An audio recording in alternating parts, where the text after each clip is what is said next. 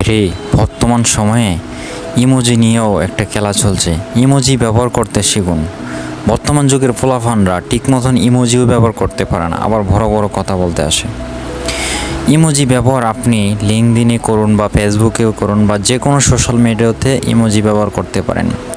Number 1, like emoji ব্যবহার। আমরা like emoji যেমন তেমন ব্যবহার করি, যাতে লাইক দিলে মনে করি হয়ে গেল, আমি তার পোস্টে লাইক দিলাম বলে সেও আমার পোস্টে লাইক দিবে। এই মেন্টালিটি থেকে এখন বের হয়ে আসার সময় হয়েছে। যে ভালো শিক্ষণীয় পোস্ট করে আমি শুধু তার পোস্টেই লাইক করব।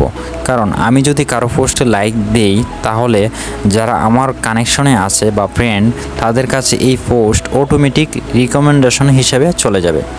নাম্বার 2, সেলিব্রেট ইমোজি ব্যবহার। বিশেষ করে সেলিব্রেট ইমোজি কোনো উপলক্ষকে কেন্দ্র করে ব্যবহার করতে হয়। কিছু কিছু লিঙ্কার বা ব্যক্তি আছে দেখি না বুঝে সেলিব্রিটি ইমোজি ব্যবহার করে। এতে যাকে সেলিব্রিটি ইমোজি দেওয়া হয় সে হয় বিরক্ত বোধ করে। এই সাইকোলজি আমাদের সকলের বোঝা উচিত। যারে তারে সেলিব্রিটি ইমোজি দেওয়া প্রফেশনালের মধ্যে পড়ে না। Number 3, support emoji. Basically support emoji কমেন্টে বেশি ব্যবহার করা উচিত। আমি একটা বিষয় খেয়াল করলাম, বেশিরভাগ প্রফেশনাল লিঙ্কার এই সাপোর্ট ইমোজি ব্যবহার করে না। একটু খেয়াল করলে দেখবেন যারা আমার পোস্টে কমেন্ট করে আমি তাদেরকে বেশিরভাগ সময় সাপোর্ট ইমোজি ব্যবহার করি।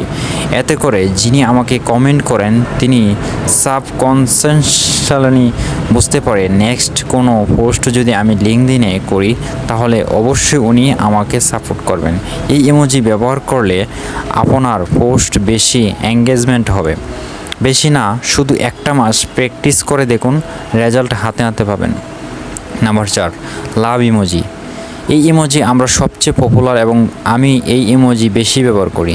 একটু খেয়াল করলে দেখবেন আমি লাইক ইমোজির চেয়ে লাভ ইমোজি বেশি ব্যবহার করি। কারণ যার পোস্টে লাভ ইমোজি দেওয়া হবে সে নিশ্চয়ই তা দেখবে আমি তাকে লাভ রিয়েক্ট দিলাম নাকি শুধু লাইক দিলাম। লিঙ্কডইনে আপনি যদি ভালো করতে চান তাহলে মানুষের ফিজিক্যাল অ্যান্ড মেন্টালিটি বুঝে সবাইকে করতে হবে। মনে রাখবেন, নেটওয়ার্ক একদিনে হয় না। নেটওয়ার্ক একটা প্রবাহমান নদীর স্রোতের মতন। আপনি লাইকের পরবর্তী যত লাভ ইমোজি ব্যবহার করবেন আপনার কানেকশনে থাকা ব্যক্তি ততই আপনাকে পছন্দ শুরু করবে। সো এটা শুরু করে দিন। Insightful emoji. কথায় আছে যুব বুঝে কূপ মারো। আপনি আগে পড়ুন, চিন্তা করুন, ভাবুন, পোস্ট পরে উপলব্ধি করুন পোস্টটি কি আপনার তথ্য ভুল মনে হয়েছে, তাহলে গেট ইনসাইটফুল ইমোজি ব্যবহার করুন। অথচ অনেক সময় অনেক প্রফেশনাল লিঙ্কার দারুণ কমেন্ট করে সেখানে ইনসাইটফুল ইমোজি ব্যবহার করতে পারেন। এতে আপনার লিঙ্কডইনে দারুণ এঙ্গেজমেন্ট হবে বা যে কোনো সোশ্যাল মিডিয়ায় এঙ্গেজমেন্ট হবে। যুব বুঝে কূপ মারা যদি একটাবার বুঝে যান তখন আপনি হবেন একজন প্রফেশনাল ব্যক্তি। নাম্বার 6, হাহা ইমোজি। একদম বাজে একটা ইমোজি। আমি এই ইমোজি ব্যবহার করি না বললেই চলে, তবে মাঝে মধ্যে আবার ব্যবহার করি।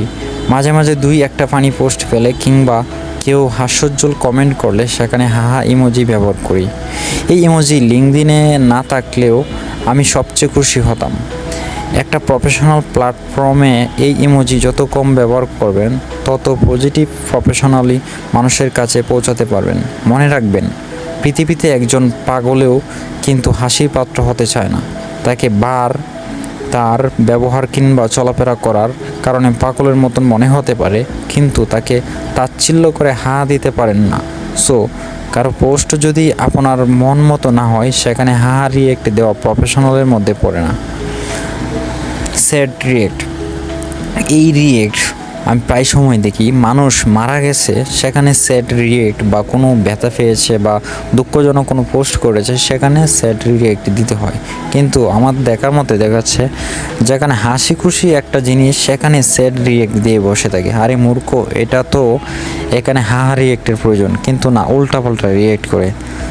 তো আজকে থেকে যদি আপনি জেনে থাকেন কোন জায়গায় কোন রিয়েক্ট ব্যবহার করতে হবে তাহলে অবশ্যই বুঝে শুনে রিয়েক্ট করুন। সেটা হতে পারে ফেসবুক, হতে পারে টিকটক, হতে পারে লিঙ্কডইন, যে কোনো জায়গায়।